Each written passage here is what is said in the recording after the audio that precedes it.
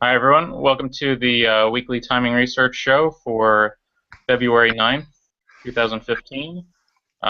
Today we will be discussing the 72nd weekly report from Timing Research. If you haven't had a chance to take a look at this yet, just go to TimingResearch.com/reports. And I have Dave Landry guest hosting for me again. So I'm going to turn the show over to him now. Thank you, David. Thank you to Timing Research for having me back once again. I'm flattered that you guys keep calling me back, and I'm happy to be here. Looks like we've got a pretty full lineup today, and a bunch of good guys here.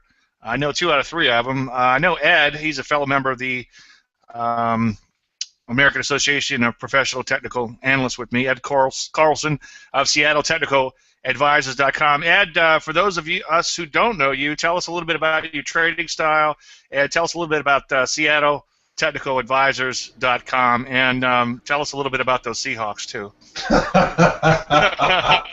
Rub it in. Thanks, Dave. Seattle Technical Advisors.com is my website. We publish 5 days a week. It's full of your traditional technical analysis. However, we do have one unique point about it is. It's the one place in the world you can go to get the analysis based on the work of George Lindsay. And although I realize it's quite possible many of our listeners today may have never heard of George Lindsay, that's precisely the reason why I picked up on his work once I realized just how unique it was. Lindsay was a guru back in the 1950s and 60s who wrote an investment newsletter for over 35 years, but never wrote a book on his methods. So I've written 3 books on the work of George Lindsay, and as I said, published technical analysis at SeattleTechnicalAdvisors.com. Yeah, neat stuff. The way you picked up on his work and carried it forward there.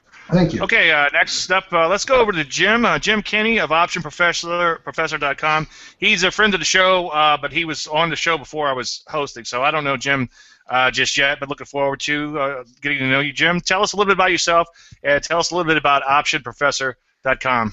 Yeah, OptionProfessor.com is owned by my wife. She does have DVDs that are available for people to learn more about the uses and risks of options.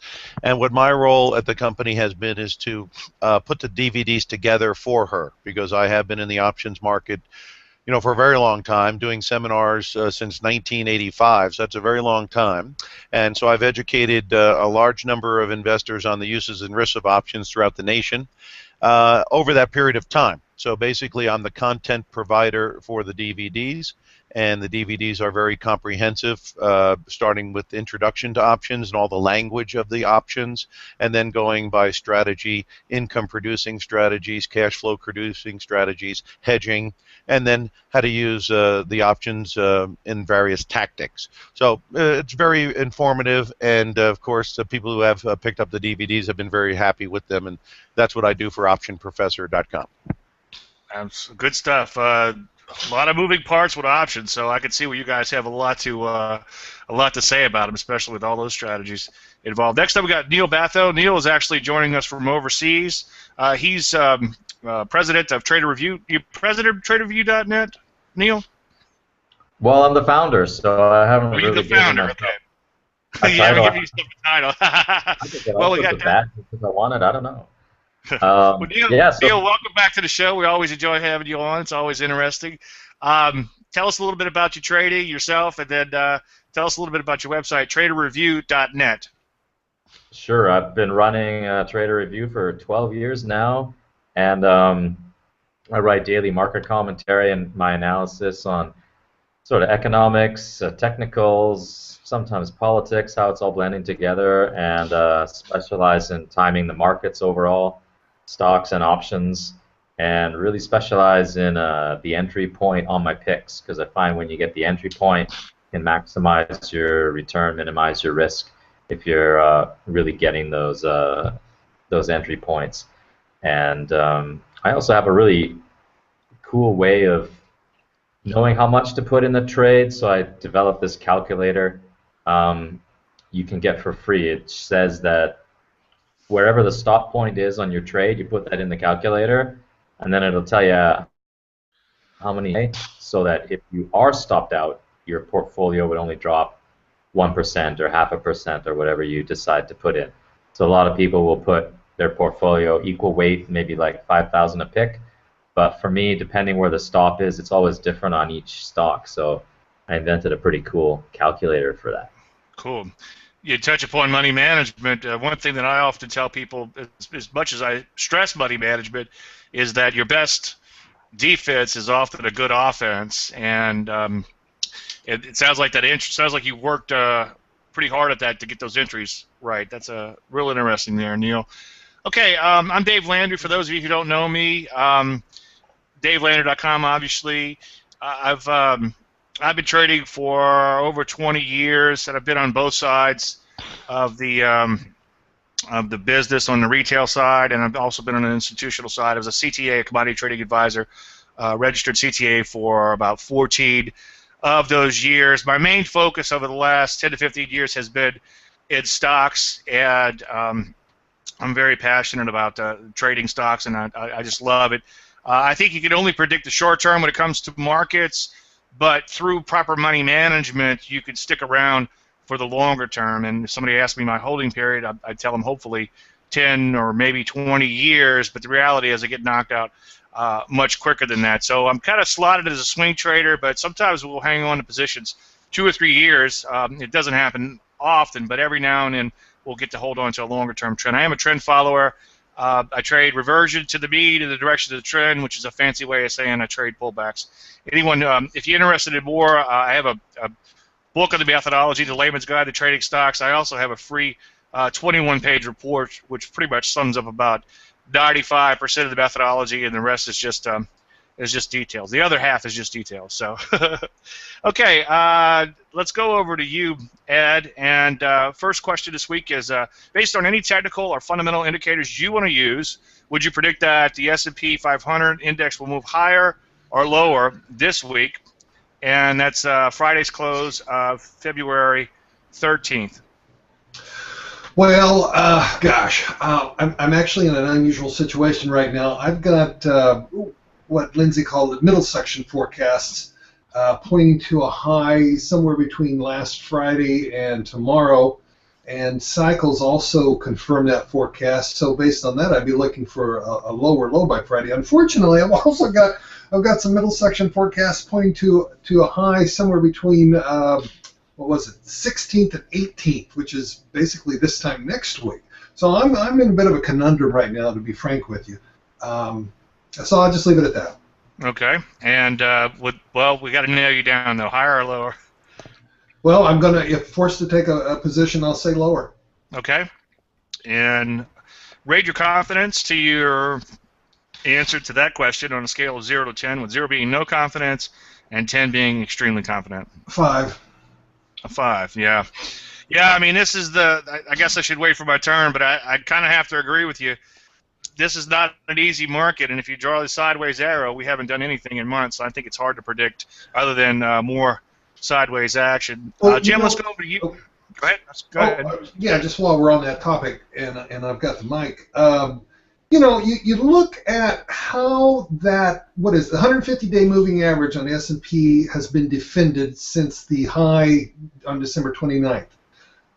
It's roughly at 2,000, right? And if you look at how that thing has been defended, and given some other things I'll talk about when we look at the little longer viewpoint, I have this gut feeling, and I know technicals are supposed to get us away from our gut feelings, but I think when that line is broken, I think you're going to hear the heads of major trading desks all around the globe shout out, bring them down, as in bring down the bids, because, it's like it's obvious that's going to be an important marker, or it is an important marker, the way it's been defended. So when it happens, and I do believe it's going to happen, I think we're going to see a real sharp, swift sell-off into March, but I know we'll talk about that later. Well, and again, I'm speaking out of turn, but I can't argue with you on that point, and the 200-day moving average isn't that far away from the 150, and I think that that's one of the plausible scenarios is they take them way down below that, but my gut is that, again, you hate to intuition or wishing, I don't know which, but, you would hate for I think it would fake out a lot of people if we don't stay below there, because everybody and their brother is watch that. But I'm talking out of turn. Let me. I'll save a little fodder for when it gets to me. Jim, let's go to you next. Based on any technical or fundamental indicators you want to use, would you predict that the S&P will move higher or lower this week? And that's Friday's close of the 13th. Yeah, are you going to get to the developing events as another question? Yes, absolutely. But you could say a few things about that if you want, or wait till the end of the show. All the people here obviously are taking just a guess at this because this is no exact science by any means, right? Yeah. So again, I'll give you a little bit of scenario, and I'll give you a little idea of, in my opinion, and that's all it is, of what I would be hoping to see. On the macro view, in my view, the support's down at 1850. And so since we're up at 2050, we're 200 points above it, and you were talking about reversion to the mean, there's a risk of that every day we come in. Having said that, I believe, in my opinion, that a lot of the market makers are probably the ones selling calls and buying puts up here, and if they could push the market into the range of 2070 to 2085, that would be an optimum time potentially to look to the sell side of this, because at that point, if we could get up into that 2070, 2085 area, I think then the long call crowd and the short put crowd would be overextended, and then the market makers would be on the other side of it, and then you could get a nice drop. So getting to the point here as a total guess, I am hopeful that they would rally it up into a higher zone this week, and then the vulnerability going into options expiration on Feb 20 will raise its ugly head. And if they get everyone leaning on the long side this week, then next week might provide an opportunity on the sell side. So I would guess that they may try to, and of course the news, as we'll get into a little later, fundamentals, is not so great, yet we don't see a big break in the market today. So I'm going to say the market's going to be sideways to higher by Friday, and that next week the vulnerability of options expiration may stick its head up. So rate your confidence in your answer on that on a scale of 0 to 10. My confidence would probably be a 6. It would be leaning a little bit higher than 50-50. Okay. What's kind of interesting. Yeah. Go ahead. I just say, obviously I'm giving an outline of a guess, and that's basically what it is. Well, Jim, what's kind of interesting is you've got a range, but you've got volatility within the range, which is kind of an odd situation. I don't know if you've seen that before in your career, but it's something kind of I find kind of fascinating.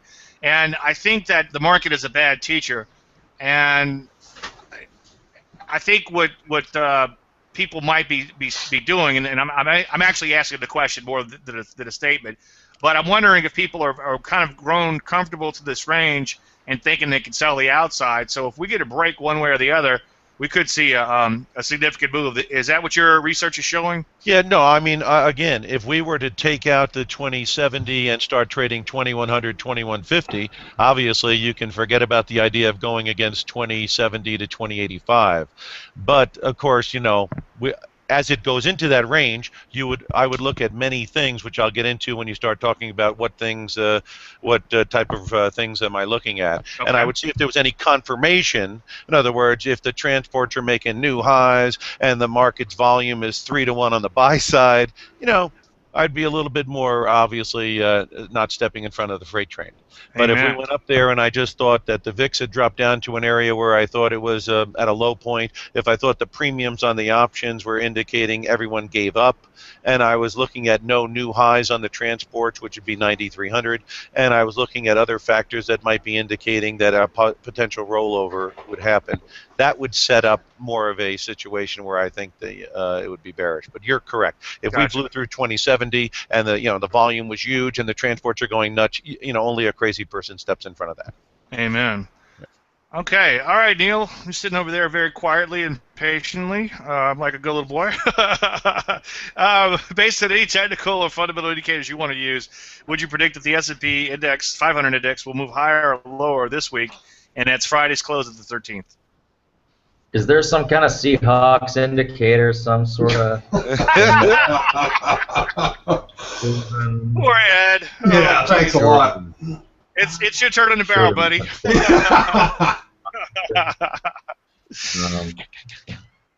Okay, so for my subscribers to buy on a pullback on the indices using a lever that hasn't triggered yet. So basically, I'm sort of looking for a pullback here because I think there's some around 17.5 on the Dow, but that's 200 points away.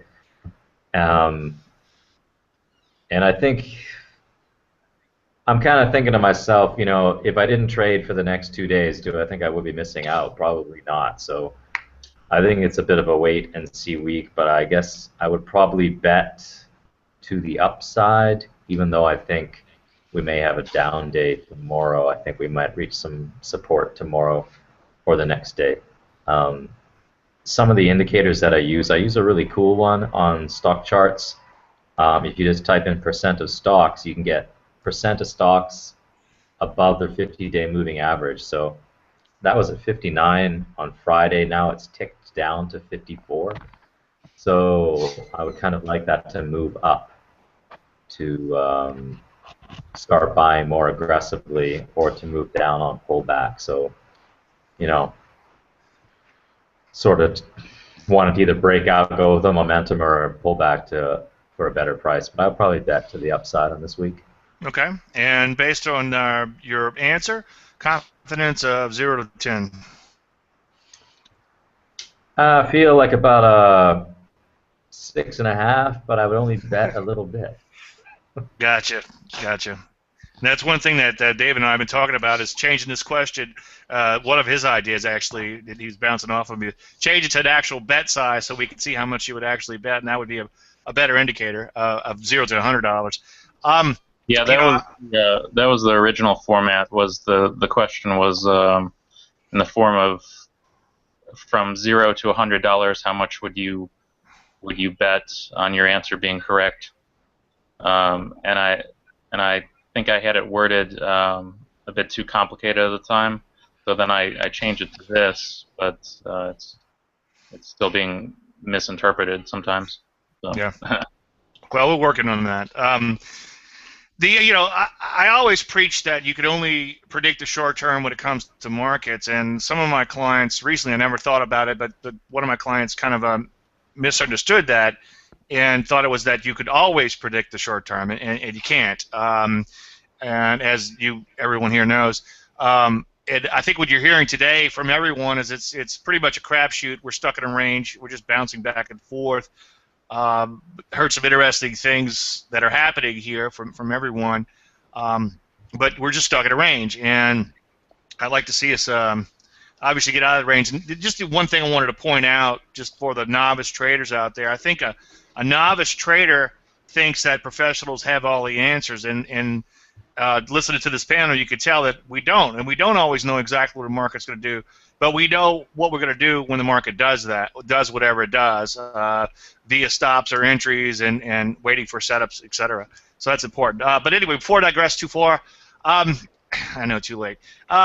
We bounced up to the top of the range. You know, I'm bummed out. You know, I'm a trend follower, and I was encouraged that just a week ago, it's like the sky was falling, and my inbox over the weekend was just filled with all this doom and gloom, and then what the market did, the market went straight up for 3 or 4 days. Friday's action, very disappointing. We stalled out. As you guys probably noticed, bonds got decimated. Utilities got decimated, which is interest rate sensitive area. Obviously, REITs got decimated. They made I don't measure standard deviations at all, but just eyeball, and I'm sure it's a much bigger move than we've seen in utilities or REITs in a long, long time. I'm going to guess lower just because we're going higher for now, and again, I think it is just a guess, and I'm going to couch and give me a confidence of about 6. I'd love for the market to just go higher. I'd love for us to get out of this range and trend higher. I don't want to short, but I think that if things don't improve soon, I think we might be forced to play the short side as these interest rates and some of these things begin to unwind in here. Okay, let's go to the next question, and we're going to go to Ed. Okay, what developing events, and they could be technical or fundamental, and you kind of alluded to a few technical ones already, will you be watching out for this week that might have a positive or negative impact on the S&P 500 and other U.S. markets? Well, I guess this is the time to talk about some big cycles I watch, and they'll affect more than just this week. We've got a 7-year cycle that's due right now, 7-year cycle high. The last time it hit was in October of 2007. We saw a 54% decline that time. Prior to that was January of 2000, 7 years earlier. We saw a 38% decline that time. Prior to that was January of 94. We saw a 10% decline, and that was the least, the shortest decline. I've tracked this thing back to 1938. Everything else has been double digits, and looks like everything's about 25% or greater. So that's one thing I'm watching. That's why I'm bearish. Also, you're starting to bum me out. I'm sorry. You've also got you've also got a 4-year cycle low that's due this year. And so while you got that 7-year cycle pushing the markets down, you got a 4-year cycle pulling them down. 7-year cycle highs, 4-year cycle lows. Well, the good news for you, Dave, is I think it's going to get over with fairly quickly. There's a 14-month cycle that's due in March. There's a 21-week cycle low that's due in March. And so I think we're going to get this wrapped up pretty quickly.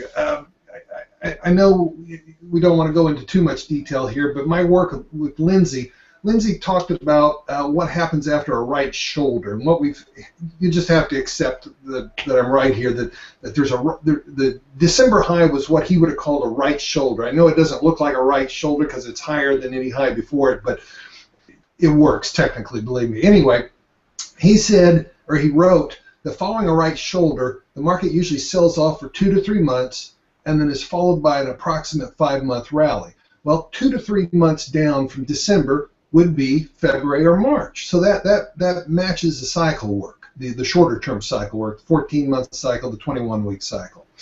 And then a 5-month rally from a low in March would put us out to September. And if you look at the seasonal chart of pre-election years, you can see we top out in September. So it all kind of works together here. And so that's where I'm at. Gotcha. Well, the one thing that's a reoccurring theme on this show that scares me is a lot of people since 2009 have drank the Kool-Aid that the market never goes down, and everyone here, I think, has, so to speak, had their ass handed to them once or twice in a bear market, and it does go down, and it's just that I think the buy and hold crowd, or buy and hope as I call them, I think they're going to be in for a rude awakening, and that's a scary thing. It's like Christmas, and recently my brother is like, hey, my 401k is on fire since 2009, and I'm like, oh geez, that's the what is it, shoe shine boy indicator stuff. Dave, I got the same indicator of my wife. A month or two ago, she walked in and she was so excited about her 401k, and I just, oh my God. Oh. Yeah, she's kicking your ass as a buy and holder, probably. yeah, she is. Park and pray. Well, wait till you see the headlines on the newsstand. Buy and hold is back.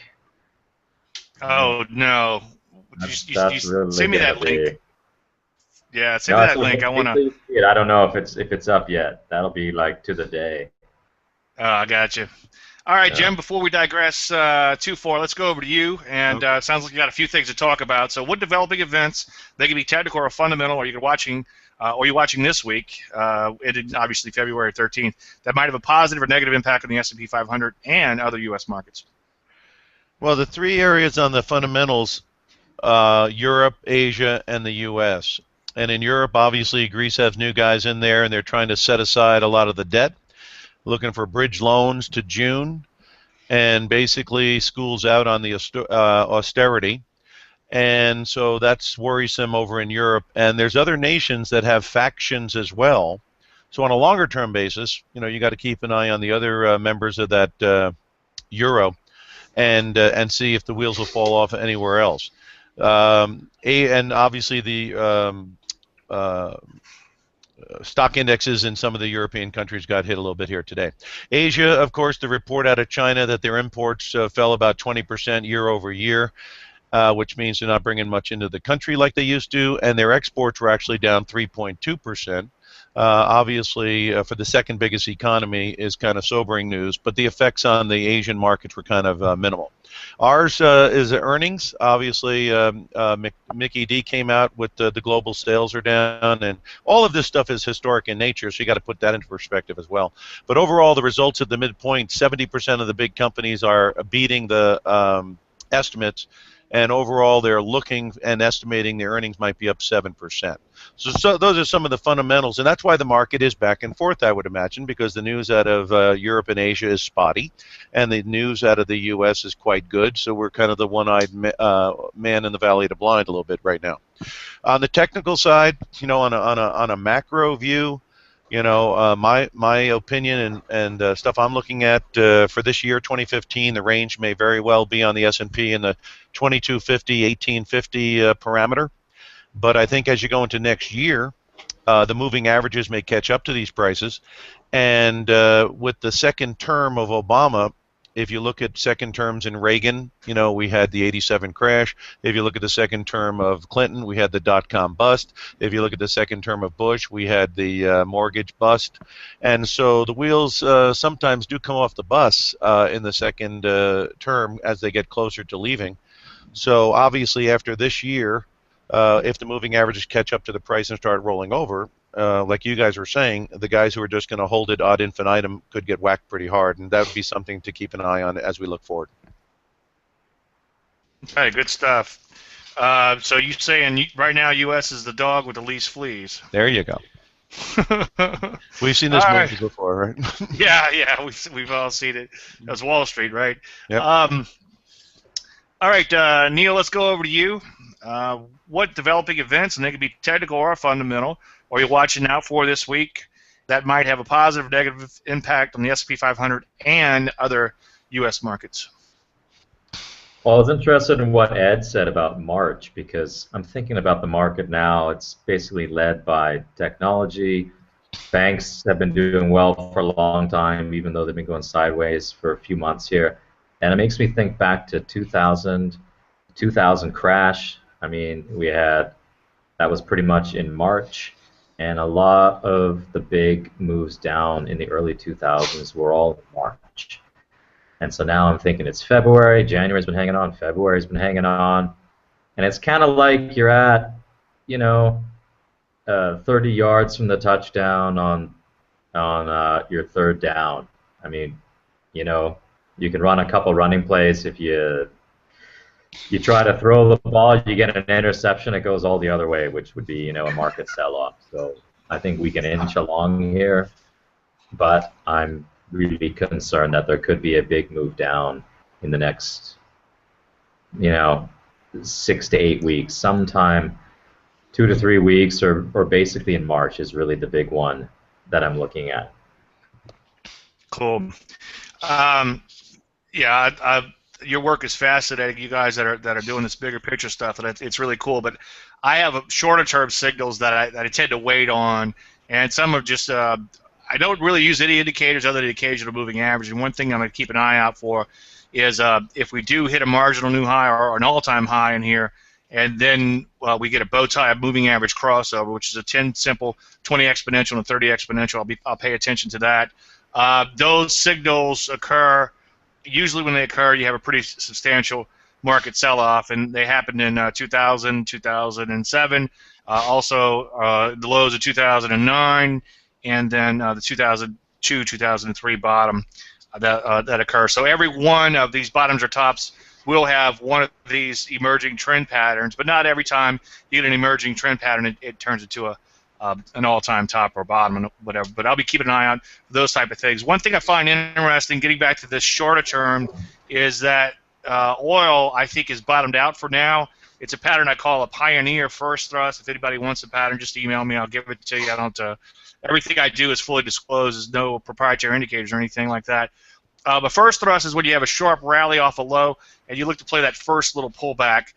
Pioneer first thrust is the same thing, except that it's a little bit shorter in duration and not quite as the thrust isn't as big. So you're a bit of a pioneer, and like the American pioneers, you're either going to get the gold or you're going to get arrows in your back, and that's why I nicknamed the pattern that. It's kind of interesting. On Friday, it's like the wheels to use I think Jim's analogy, the wheels started coming off the bus as far as interest rates and all, and then bonds began to drop fairly significantly. So I think that's going to be something that could be a developing event, whether or not the market could sustain it or not. Neil mentioned the banks. I've been watching the banks carefully.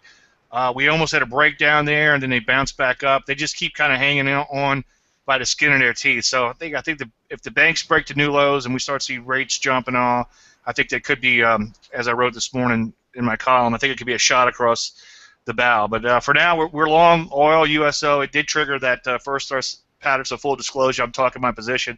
Not that we're going to push the oil market around, but just I guess for legal purposes, we are long oil, and that's what. So that's what we're keeping an eye on now. Dave? Okay. Yeah, go ahead. Yeah, I'm glad you brought up oil. I was hoping we might touch on commodities today. I spent all of 2014 telling subscribers stay away from commodities because I didn't see a bottom until about a year in based on cycles, both in the broader indexes as well as the dollar. Although gold got an early start on a bottom last November, I really think that the broad group has hit a low, and we're now in for what I would describe as a bear market rally, which will probably last until this fall. So I think you're onto something there with the oil. I think the same could be said about most commodities. And of course, the way these things work, just about the time everybody gets convinced by this fall, it'll all fall apart. But I think there's something tradable here, and I'd piggyback on your oil trade there as well as some others. Thank you. Well, one thing that's come up in the show before is that at one of the AAPTA meetings, we had Ed Sakota talk to us, and he had some very interesting things to say. Now, he's got some very careful, well-thought-out analysis and all that I don't fully understand, but my takeaway from all his hard work is that we're going to see bubble after bubble after bubble in these markets, and I think that's as traders, this is going to be fantastic for us. So you're going to he seems to think we'll see these boom-bust cycles. So I think oil is going to go straight up. At least maybe I'm talking about position, but I think it's plausible. I've been watching this bottom form in gold forever. It's been a bit of a bummer because we're long gold, and so far it hasn't done much. It's going to be more of a process than an event. But I think if there was any takeaway from that meeting, from Mr. Sakota's speech, was that we'll have these bubble after bubble, and I think we're seeing that. We're seeing it in the in bonds. There's definitely a bubble in bonds. There's a bubble in the dollar, and they end badly. But the good news is, as a trend follower, you can make some money along the way, and then just have a chair ready when the music stops. And if you're willing to short, you just go the other way, and it could be a beautiful thing. Okay, open-ended question this week. Let's go back to you, Ed. Go ahead, Neil. Oh, just because you mentioned bonds, we trade the TLT sometimes just on options, and if you get a rally in bonds, 1 or 2% in the next couple of days, I think it'll be awesome for some puts. Cool. Especially if it's combined with markets rallying, because they've just gone ballistic, bonds, recently. I don't think it's sustainable at all. Yeah, I mean, I was looking at, you go to bankrate.com, and just every now and then I'll go look over there to see what's going on. And it's like I think I saw a 2% handle on like 15-year mortgages, which I thought was pretty incredible. You know, it's just under 3, but it's still a 2% handle. So, okay, let's start back with Ed again. Ed, the opening to question this week is, what are some of your favorite resources for stock market and economic news? Oh, hang on, just give me a second here. Yeah, what are some of your favorite resources for stock market and economic news? And do you think keeping track of current events helps or hinders someone's ability to trade profitably? So, wow. Two-part question there. That's a great question. You know, it's playing with fire, but I'm sure most of the listeners have heard of ZeroHedge.com. I like Zero Hedge because it's up to the minute. I can find stuff there quicker than Bloomberg or CNBC. It seems like. Wow. Why I say it's like playing with fire is because it's so obviously slanted. It's very negative, very bearish, and so you've got to think for yourself when you read this website. If you haven't been there, just remember these words. You got to use your own head. but use it as a very up-to-date source of analysis. If you have been there, chances are you may have already decided it's too negative for you. But I made my point. Now, I'll give you another resource that you may not have thought of, and that's Twitter. What I've done with Twitter is I find other folks, just like the people on this call, who tweet, and I follow them. And I go through a lot of people. You know, there are those who have something to say, and there are those who have something to say, but also want to tell you about the tennis game that's going on. And those people, you know, depends on how good they are, whether I stick with them. But I think that's another great source of really, you know, up-to-date information. And you can find people that you respect, and you can figure out what their track record is that way. And I think, you know, not to interrupt, but a friend of the show, financialjuice.com, they're on the show quite often, but they have a website. It's kind of like a Facebook/Twitter social media for traders. So you might want to check that out. It might filter out some of that tennis game fluff and you know, whether you should pass on the 1 yard line or run it in. That type of stuff. But anyway, not to interject, but yeah, you might want to check that out if you like the Twitter format of things. Oh, I see. Anyway, continue on. I'm sorry, I didn't mean to cut you off. I just want to mention that to you. What was the second part of the question? The second part is, do you think keeping track of current events helps or hinders someone's ability to trade profitably? Wow. You know, it almost, I think you got to know it, but it can hinder you. I mean, this is why I gravitated to technical analysis. You know, fundamental analysis, the news, tells you how the market should be trading. Technical analysis tells us how the markets are trading. And so, you know, take your pick, whatever you want. But that's the way I see it. Right. Was it Schaubach that said fundamentals suggest what the market ought to be doing, and technicals are what the market is doing? Okay, let's go over to Jim.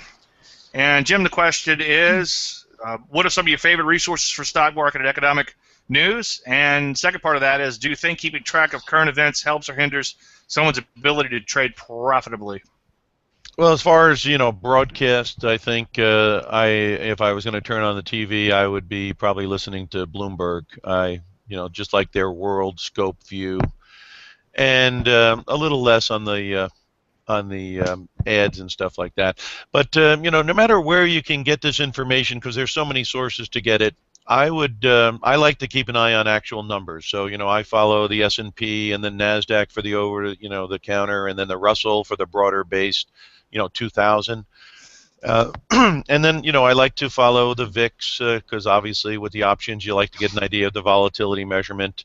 And you know, moving averages are interesting to me, daily, weekly, monthly, and then shorter term charts like the 1 day and the 10-day if I'm looking at something on a minute basis, you know, micro basis. And then, you know, like I say, the utility average gives me a little bit of a hint on what the interest rate picture is kind of spitting off. As one of the guys was saying here, you know, we ran up to like 131.5 on the 10-year future contract, and there was some resistance on the technical chart, in my opinion, and we've rolled off of that number pretty fast. Down towards 128 here today. So, you know, you got to keep an eye on the interest rates, the dollar, the price of gold, the price of crude, and wherever you get those numbers from, there's so many different sites to get them. But at least you're looking at numbers and you're trying to track the numbers, and that's what I would be suggesting people to do. As far as following the news, you know, obviously you got to listen to the news. It has some weight, but the numbers, you know, are what you're kind of involved in. So I would put more emphasis, as our friend up in Seattle was saying, on the technicals, because there are some who believe that the numbers have digested much of the news. That's why a lot of people say, you know, if you hear something is up, you have to realize that much of the news may already be factored in. And when the markets are way down, you know, obviously some people believe that the news has been factored in some respects. That's why the numbers are already down. So bottom line is this, you know, can you use news? Can it help or hinder you? It will help and hinder you to the degree of how much weight you put on it and how much the numbers have already factored in what you're reading. And those are not an exact science, so obviously that's where the unknown comes in. And that's some of the things that I focus on when I'm looking at these markets. Okay, good stuff. All right, Neil, let's go over to you. What are some of your favorite resources for stock, market, and economic news? And do you think keeping track of current events helps or hinders someone's ability to trade profitably? So if you just taught someone that didn't know anything about stocks and put them in a room and didn't give them access to any outside information and just told them to trade the technicals, I bet you they would do so extraordinarily well. But Amen. unfortunately, I guess you just can't shut yourself off from some outside news because I don't know, there's a party that wants to know the whole story, I guess. But what I find is that the fundamentals never look to the future. So the fundamentals are always in the now, and you get a lot of these analysts, and I've actually met personally analysts that say that, the fundamentals are so great it makes no sense that stocks are selling off. But what I don't understand is the technicals are looking forward 6 months, 9 months, maybe a year out. And so really the technicals are more important than the fundamentals. And if I wanted to pick one good fundamental indicator, you can look at just the unemployment rate. And if you bring up the unemployment rate and you chart it, I find that it times market downturns and market upturns on big cycles by about 6 months. Wow. And you can chart breakout signals. I saw this in 2003, and then also around 2008, the unemployment rate started going up before stocks started crashing, because companies know, they can anticipate, wait a sec, maybe I'm not going to hire so much now. And you look at the job growth, they know what's happening in the economy. So I think that's probably the number one fundamental one, is the job growth and unemployment rate. Cool.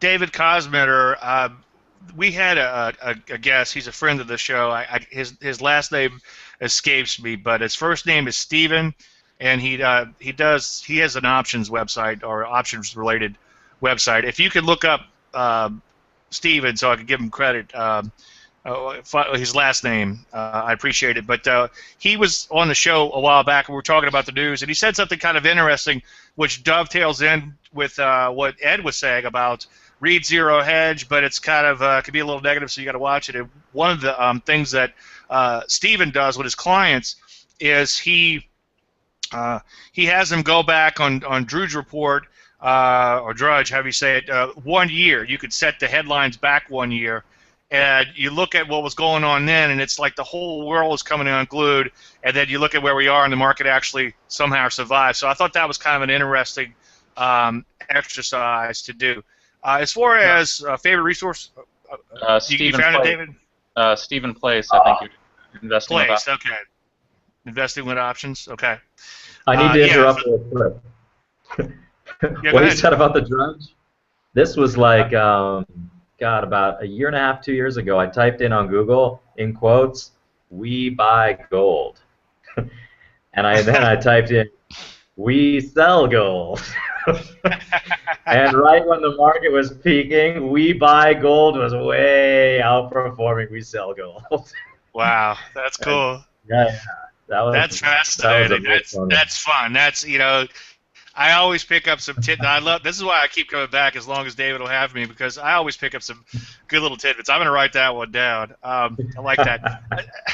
As far and it as was in the mall. You could sell your gold in the mall at home. I thought, I don't know. Yeah. As far as, I really don't have that many resources. All my resources are mostly technical in nature, or 100% technical, I should say. Just before I forget, I like that Neil mentioned StockCharts.com. I don't use them a whole lot, but every now and then something like he said, like the percent above the moving averages, things like that, are very easy to access there. I use Telecharts personally, and I'm actually an affiliate with the company. And I love it because I can look at all these things very quickly, and I can look at a lot of charts quickly. So that's another source of my technical information. Metastock is pretty good too. I'm also an affiliate for Metastock. If I believe in a company, I call them up, or they call me up, and I agree with them if I'm gonna if I like the product. So those are three good resources for me, especially the Telechart and the Metastock. Also, I mentioned a second ago the Financial Juice. I just started posting some commentary there, and I haven't messed with it too much. I'm probably going to avoid the news aspect of it, but I do like the fact that you could follow other traders and see what other people are doing there. The second part of the question is, now, admittedly, I will take a peek at the news every now and then if something goes completely crazy, and I'll go to either Yahoo Finance, sometimes Google, but usually Yahoo Finance for that. But 90% of the time, I avoid the news, or 99% of the time, I avoid all news. I do not make any trading decisions based on the news. I think that if you logically try to incorporate news, I think you can get into a lot of trouble really fast. What the market is doing is what the market is doing. I mean, unless you're Bill Clinton, what is, and I think it's very important to pay attention to price. So I think that, I think Neil said a second ago, put a trader in a room, shut him off, no news. You know, I joke about these kind of things, and my wife hates it when I do it because she says, you know, you really look like an idiot when you do that. But I didn't know who Yellen was until I think I learned who she was on one of these shows. You know, like, who's this Yellen person? And so, but anyway, so I think it's a negative to try to follow the news. I think you can get into a lot of trouble. I guess they have to talk about something on TV and all, but I keep my TV off in my office unless I'm using it as a quote monitor. I think if you did want to use the news, and if I was a little bit more younger and full of energy, I probably would fade the news. And there's a lot of news reversal type of trades you could make. Just a case in point, I was speaking in, I don't remember the exact date because it was a couple years ago, but I was speaking in Dallas to a group, and somebody raised their hand afterwards and said, well, what's going to happen when Steve Jobs dies? And I said, well, you watch the stock on that day, and whatever price it is the day he dies, if it drops below that price, buy it when it crosses back up above that price, and that's going to be a pretty good trade. And I think that's a kind of news trading that I would do. It's almost like a fading of the news. We all see these big reports come out, the market gap's way higher, but by the end of the day, it ends lower or vice versa. So I think if you're going to trade the news, I think it has to be more of a fade to the news. And the only other thing I want to say about that, and I learned this many years ago from a mentor of mine, is that surprises generally happen in the direction of the trend. Not all the time. You're going to get whacked every now and then, and that just comes with the territory.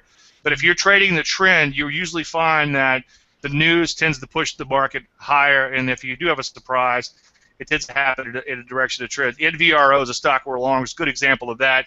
We had a nice little uptrend in IPO, and then good news came out. It hops 20-30% overnight. Okay, let's go back to Ed. And Ed, anything else you want to tell us about your trading or SeattleTechnicalAdvisors.com? No, I think we got it all out in the introduction. Just once again, I'd mention that the 7-year and 4-year cycles and reasons for thinking it'll be a sharp, fast sell-off here into March at some point, whenever it gets started. Whether we saw the final high last Friday or we're going to have to wait until early next week, I'm a little confused on that one. But I never thought the market would rally so much off of that. When was that low? On January 30th. I mean, what a move!